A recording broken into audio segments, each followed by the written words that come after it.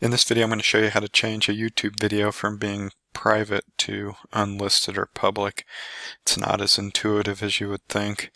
So what you want to do is go to youtube.com, but make sure that you're logged into your Google account. And then you're going to click on your profile here and go to your channel.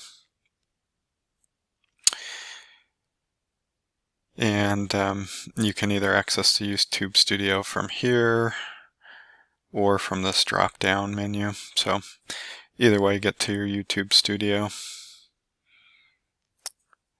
Okay, and then once you're at your YouTube Studio, then you need to click on videos, and it's going to show you all of your videos.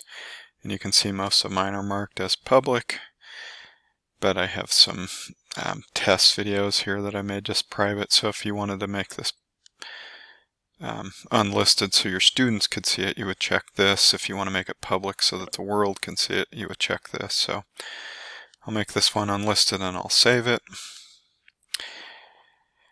And to get the address, I would just go ahead and view it on YouTube, and then I could copy and paste that new address and put that in my Google Classroom, or send it out to students through the PSD gradebook email function. But I'm going to go ahead and change this one back to private and save that.